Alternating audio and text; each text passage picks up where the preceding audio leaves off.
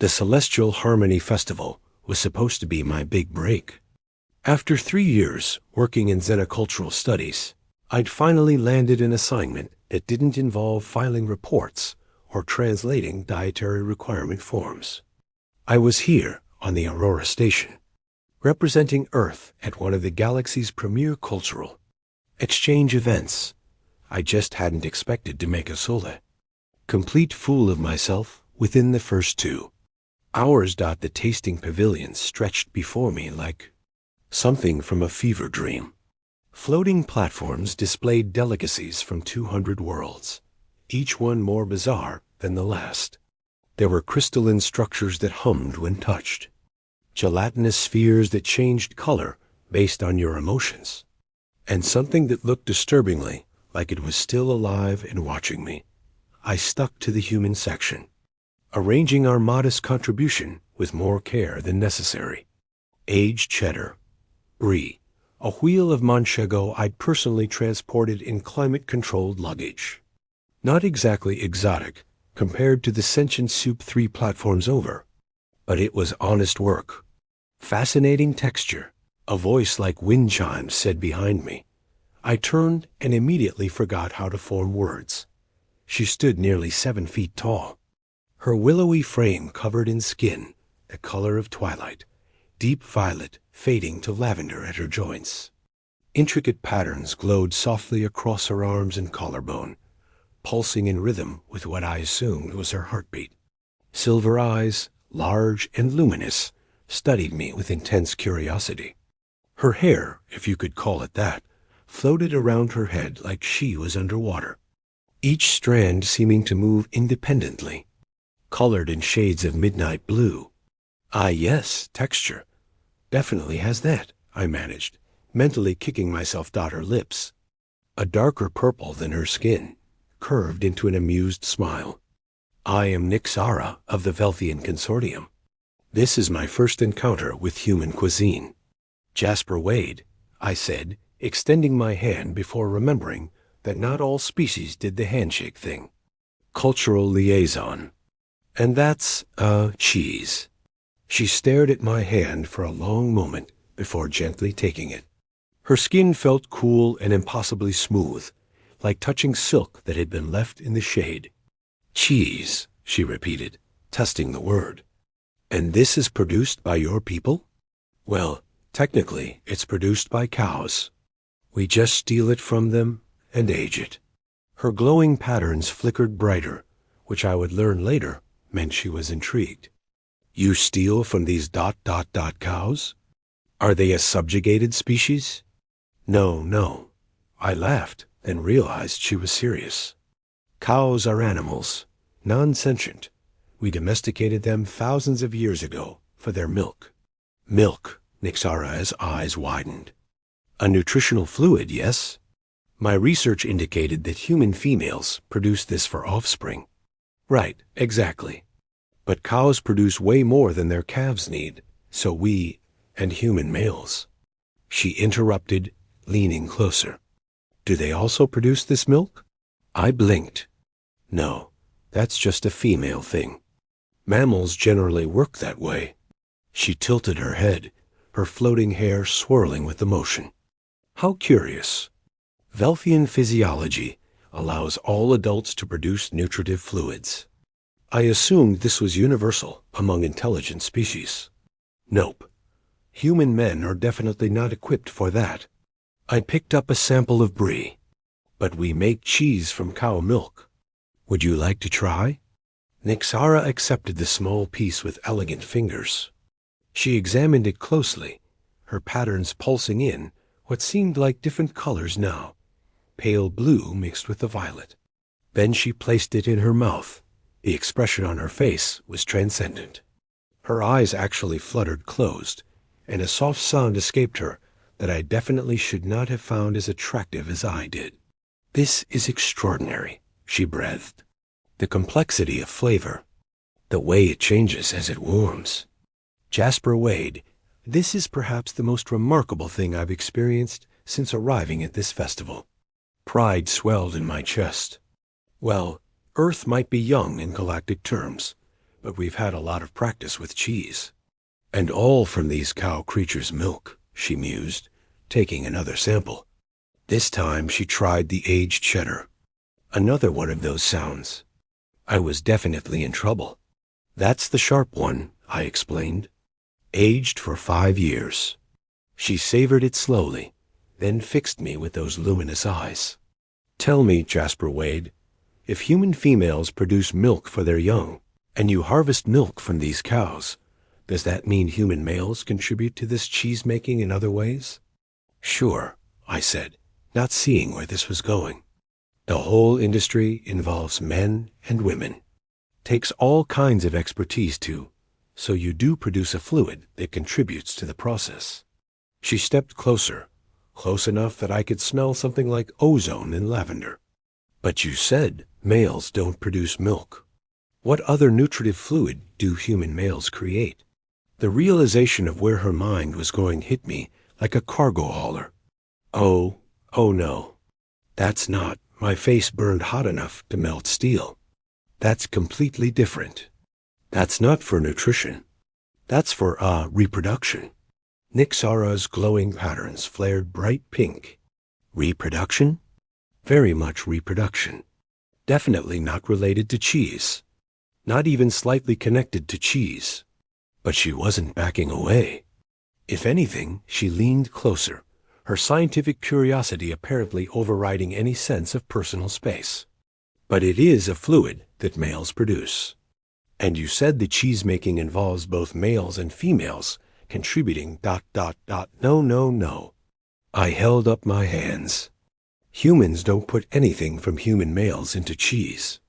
That would be horrifying. And probably illegal in most countries.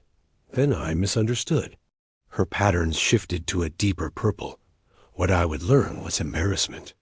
My translation matrix sometimes struggles with contextual nuance. It's okay. Cross-species communication is tricky. She was still very close. Close enough that I could see the intricate details of her glowing patterns, like constellations mapping unknown territories. May I ask a direct question about human male biology, then? For educational purposes? Every instinct screamed that this was dangerous territory, but her expression was so earnestly curious.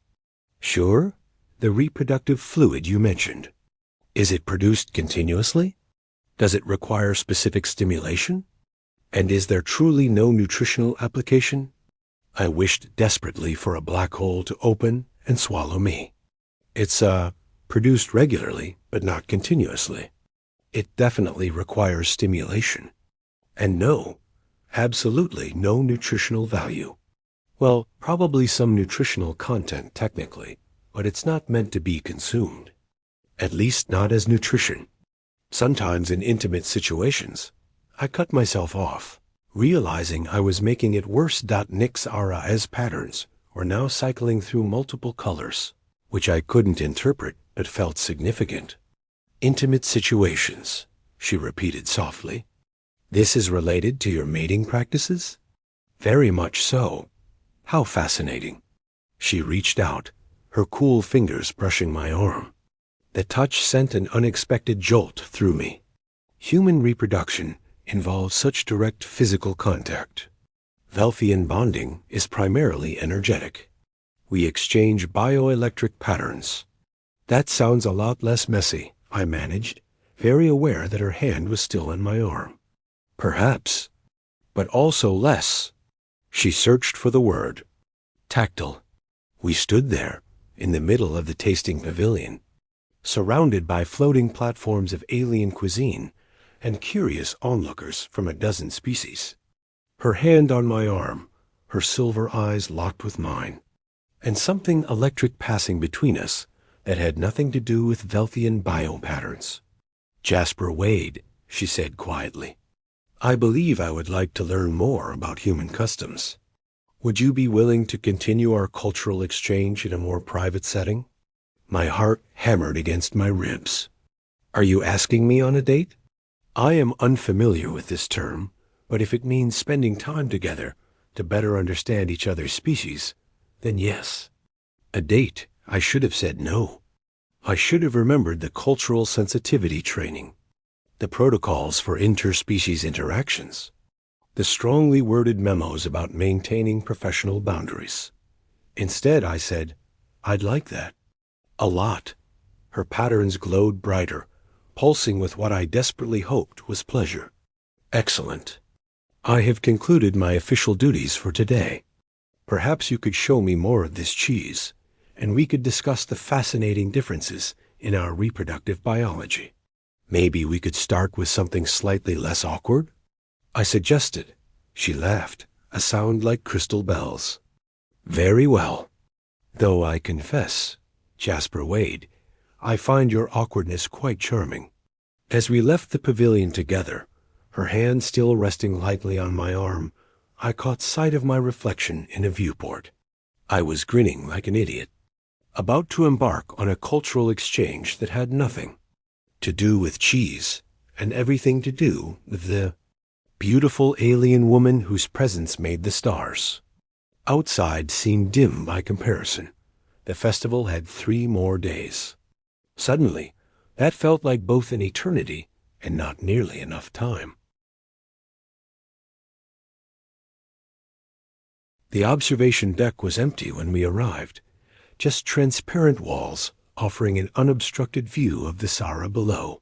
The planet rotated slowly, its 3 moons casting silver shadows across emerald oceans.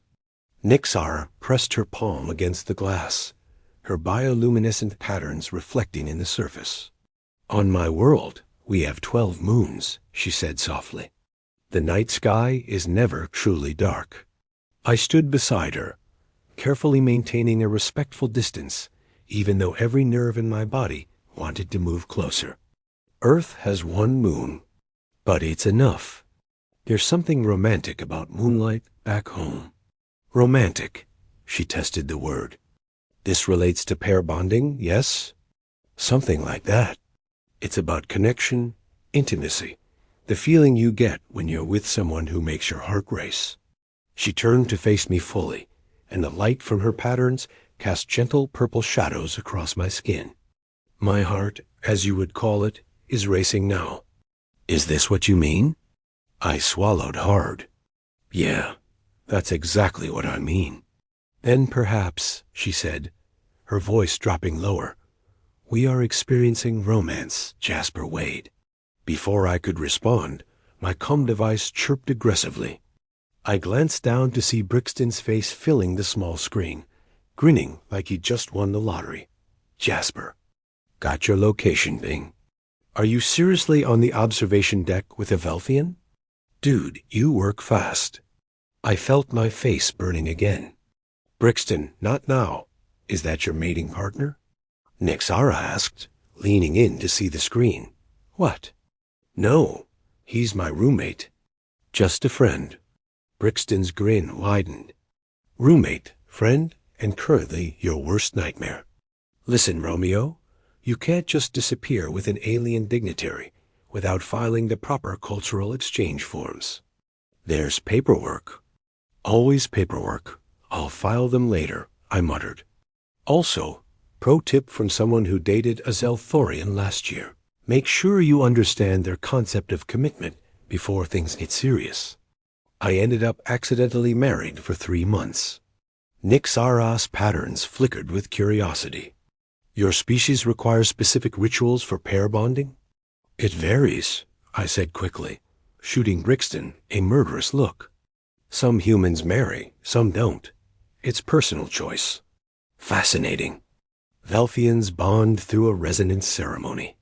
Our bioelectric fields synchronize, creating a permanent energetic link." She paused. "Though such bonds are rare. Most of us never find someone with compatible frequencies." "That sounds beautiful," I said, finally silencing Brixton's snickering and pocketing my comm. "It is, but also limiting." She moved closer, close enough that I could feel the coolness radiating from her skin. "I've wondered what it might be like to connect with someone completely different. Someone whose very biology challenges everything I know." The air between us felt charged with more than just her bioelectric field. That's kind of terrifying and exciting at the same time. Yes, her eyes held mine. Exactly that. My cum chirped again. This time I just turned it off. Tell me about human bonding, Nixara said, settling gracefully onto one of the observation benches. She patted the space beside her, and I sat, hyper-aware of the few inches between us. Well, we don't have anything as mystical as resonance ceremonies. Mostly we just spend time together, talk, learn about each other, see if we're compatible. And physical contact? Her fingers traced patterns in the air between us. I noticed humans touch each other frequently. Even in your greeting ritual earlier. Touch is important to us. We're a tactile species. I hesitated. Is that okay? I don't want to assume. Velthians rarely touch, she interrupted. Our energy fields are so sensitive that physical contact can be overwhelming. But with you, she reached out slowly, giving me time to pull away. When I didn't, her fingertips brushed my cheek. With you, I feel something different. Your heat, your solidity. It's grounding. I couldn't breathe. Her touch was feather-light, cool against my skin, and absolutely intoxicating. Can I? I started, then cleared my throat. Can I touch you? Your patterns, they're beautiful. Her bioluminescence flared brighter, cycling through shades of violet and pink. Yes. I raised my hand carefully, tracing the glowing lines that swirled across her forearm. Her skin was impossibly smooth, and wherever I touched, the patterns brightened, as if responding to my warmth. They react to you, she whispered. I've never seen them do that before. What does it mean? I don't know.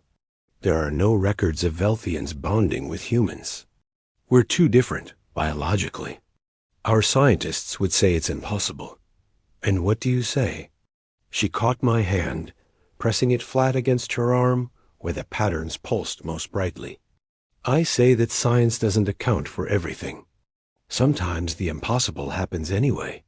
We sat like that, my hand on her arm, her patterns dancing under my touch, while Visara continued its slow rotation below us. The silence stretched, but it wasn't awkward. It felt full, pregnant with possibility. I should warn you, I finally said, humans can be complicated when it comes to relationships. We feel things intensely. We get jealous, possessive. We fall hard and fast sometimes. And is that what's happening? Nixara asked. Are you falling, Jasper Wade? I think I might be, I admitted, which is crazy because we just met. But sitting here with you feels more right than anything has in a long time. Her free hand found mine, our fingers intertwining in a way that shouldn't have worked, but somehow did. Velthians are taught to trust our resonance, to wait for the frequency that matches our own. But perhaps, she leaned her head against my shoulder, and I felt her cool cheek through my shirt. Perhaps resonance takes many forms? Perhaps sometimes it's not about matching frequencies, but complementary ones. I pressed my face into her floating hair, which smelled like ozone and something sweet I couldn't identify. I like that theory. Jasper? Her voice was muffled against my shoulder. Yeah? Would you show me more human bonding customs? I want to understand how your species expresses affection. I pulled back slightly to look at her. What did you have in mind? I've read about kissing, she said, and her patterns were definitely shifting toward pink now. The pressing of lips together. It seems unhygienic, but also intimate. I couldn't help but laugh. It's definitely intimate. And yeah, we exchange bacteria, so I guess it's technically unhygienic. But it's also amazing when it's with the right person. Would you? She hesitated, her usual confidence faltering. Would you show me? If I'm not asking too much? My heart was definitely going to hammer right out of my chest. You're not asking too much. But Nixara, if we're going to do this, I need to know. Is this just scientific curiosity? Because for humans, kissing means something. It's not casual. She cupped my face in both her cool hands, forcing me to meet her luminous eyes. Nothing about my feelings for you is casual, Jasper Wade. I am terrified and exhilarated and completely unprepared for how much I want to understand everything about you. Scientific curiosity is only a small part of this. Good, I breathed. Because same. I leaned in slowly, giving her every chance to change her mind. Her eyes fluttered closed, her patterns pulsing so brightly they cast shadows on the walls. When our lips finally met, it was like completing a circuit. Her lips were cooler than mine, impossibly soft, and she tasted like starlight and electricity. The kiss was tentative at first, experimental, as we learned the shape and feel of each other. Then her hands slid into my hair, pulling me closer, and tentative became eager. When we finally broke apart, both breathing harder, her patterns were blazing with light, cycling through colors I hadn't seen before. That was ... She touched her lips wonderingly. Yeah, I agreed. Again, she demanded, and pulled me back in. This time there was no hesitation. Her cool body pressed against my warmth, creating a temperature differential that somehow felt perfect. My hands found the small of her back, feeling her patterns pulse beneath my palms. She made a sound, something between a sigh and a hum, and I felt it vibrate through both of us, that we kissed until the Sara had rotated significantly, until the observation deck grew darker as the station moved into the planet's shadow. We kissed until my lips were numb from the cold of hers, until her patterns had settled into a steady, rhythmic glow that matched my heartbeat. Jasper, she whispered against my mouth, I think your species might be onto something with this kissing custom. I laughed, resting my forehead against hers. We've had a lot of practice. I want more practice, she said decisively. Much more. I can arrange that. She pulled back slightly, her expression growing serious. But there are complications. My people, they have expectations. And my sister, Thesa, she is a harmonic director. Very traditional. Very opposed to unauthorized cultural mixing. Does she need to know? I asked. We're just two people getting to know each other. For now, perhaps. But eventually, she trailed off. Velthians take bonding seriously. If we continue this, if these feelings grow, there will be questions, challenges, maybe even formal opposition. I took her hands in mine, warming her cool fingers. Then we'll deal with those challenges together. If you want to, that is. I want to, she said firmly. Despite the impossibility, despite the complications, I want to explore this connection between us. But slowly. We must be careful. Careful works for me. I pressed a kiss to her knuckles. Though I should probably tell you, humans aren't always great at careful when it comes to romance. Her laugh was like music. Then we'll balance each other. My caution and your passionate impulsiveness. Sounds like a perfect partnership. We stayed on the observation deck until station night had fully fallen. Until the maintenance crews started their rounds. Until my cum device had accumulated 17 increasingly frantic messages from Brixton. We talked about everything and nothing her childhood, on a world with 12 moons, my years studying xenocultures, the strange paths that had led us both to this moment, when we finally stood to leave. My legs were stiff, and my lips were pleasantly numb. Nixara linked her arm through mine, her patterns pulsing contentedly. Tomorrow, she said, as we walked through the empty corridors, there's a symposium on cross-cultural artistic expression. Would you attend with me? Is that you asking me on a second date? Her patterns flickered with amusement. I believe it is.